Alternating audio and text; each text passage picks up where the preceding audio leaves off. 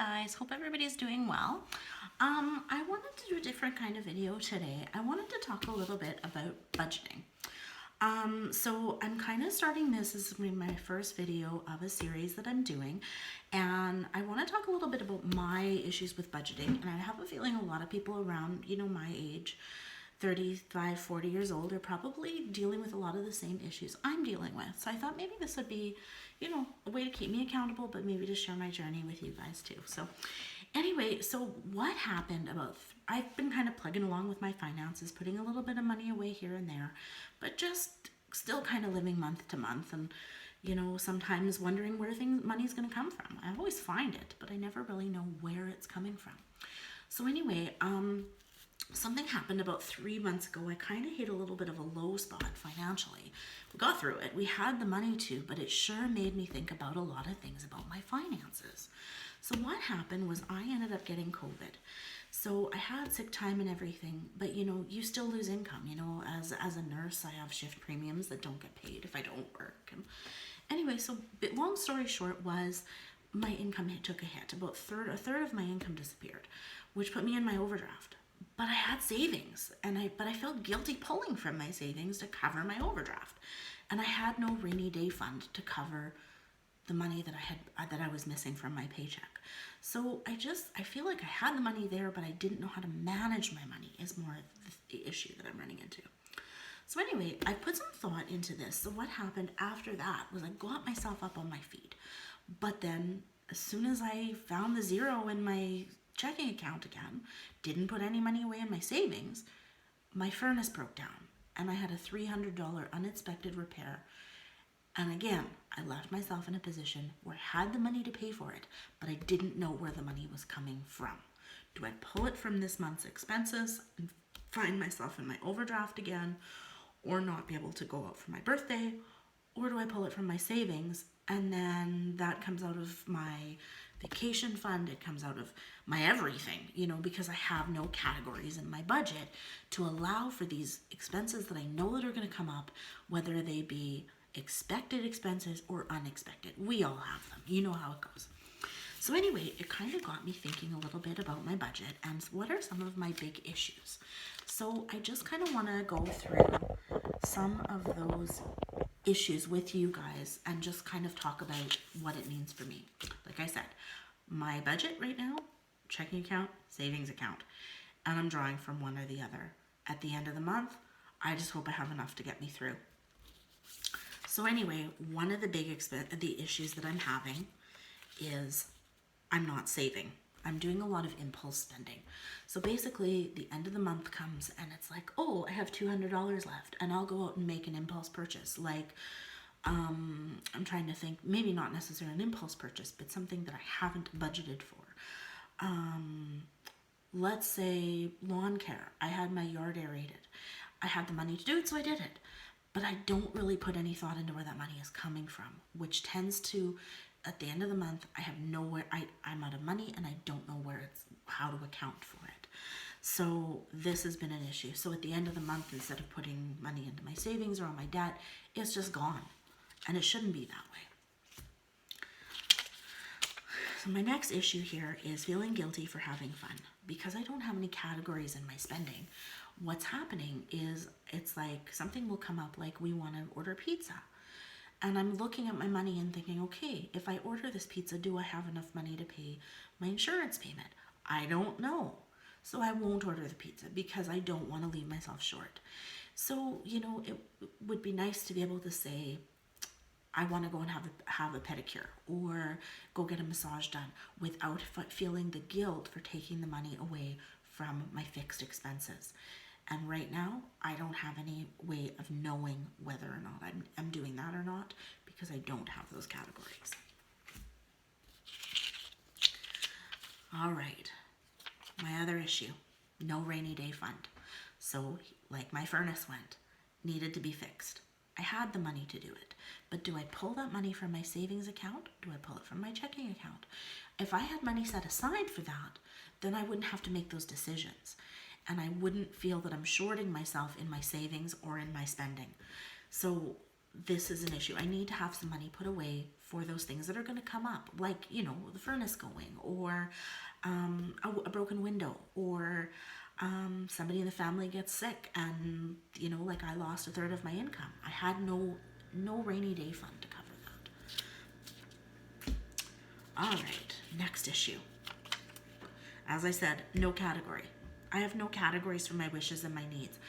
My money is coming, my student loan and my garage sale purchases are all coming out of the same place. So I have no way of tracking where my money is going.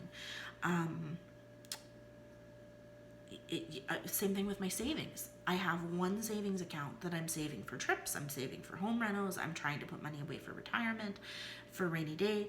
There is no way for me to know where that money is going or what I'm going to use it for. It's not allocated anywhere. So it's there if I need it, but I have no way of being responsible for that money. Next issue. I'm unprepared for expected expenses. You guys, Christmas comes every year. We know it. Why am I not prepared for it? So what ends up happening is I end up using money in my checking account and hoping that I have enough money to cover my expenses. January always ends up being a hard month because of this, right? Same thing, Halloween. How much money do I have? Why am I not prepared for it? It comes every year. The cats' vet bills. Having 3 cats is $110 a year for their shots. I need to be prepared for this, and I'm not. I'm never prepared for things that I know I need to be prepared for. I want to change that. I want to be prepared for those expenses. Here's the big one. This is one that I think a lot of people in my age group, a lot of us, what do you call us now? Oh, I can't remember the name. Millennials are in this position.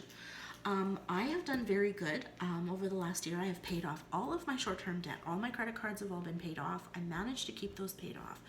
But my long-term debt is my big issue. So this is huge for me, you guys.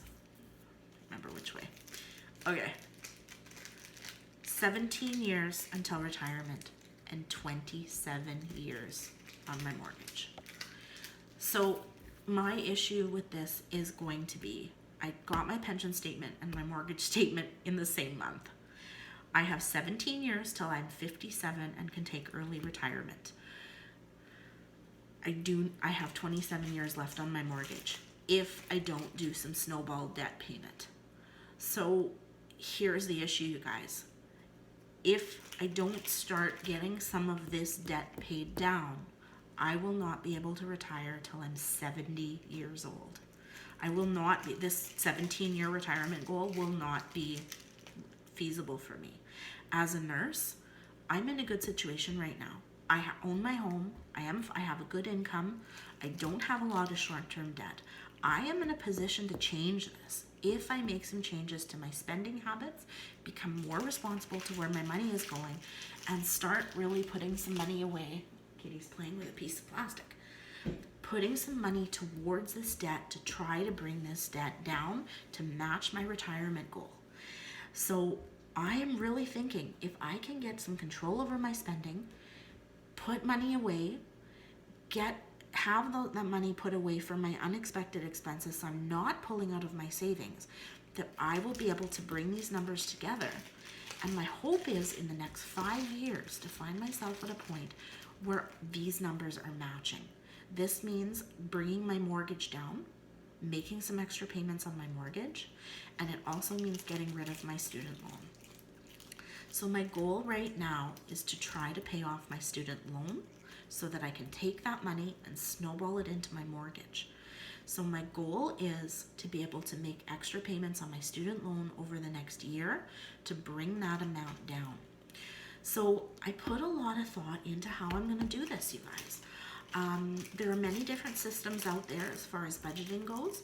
I want something that's going to allow me to still enjoy my life, that is going to encourage me to have a little bit more fun.